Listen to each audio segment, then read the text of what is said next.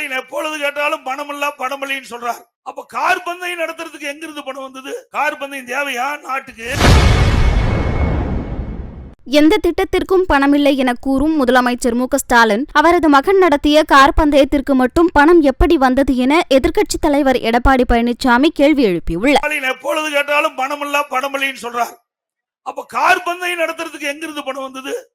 Car பந்தயம் தேவையா நாட்டுக்கு? அவர் எத்தனை ஏழை, அவளுக்கு காலுக்கு போட காலனி கூட இல்ல. இப்படிப்பட்ட நிலையில இருக்கின்ற பொழுது திரு ஸ்டாலினுடைய மகன் திரு உதயநிதி ஸ்டாலின் அவர்கள் அங்கே சென்னை மாநகர மத்திய பகுதியில கார் பந்தயம் நடத்துறார். இப்படிப்பட்டவர்கள் ஆட்சியில இருக்க வேணுமா?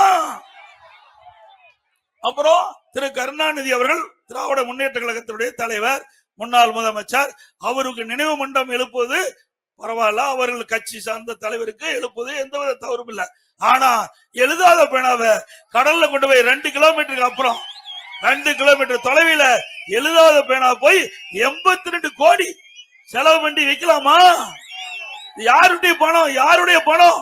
உங்களுடைய பணம்.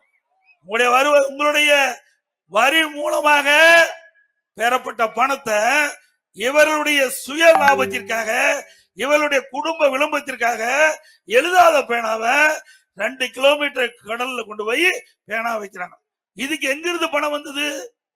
எங்க இருக்கின்றது பணம்? மக்களுக்கு பிரச்சனை, மக்களுக்கு தேவையான திட்டங்களுக்கு பணம் இல்லை. ஆனா இவருடைய தந்தைக்கு பேனா வைப்பதற்கு எங்கே இருந்து பணம் வந்தது?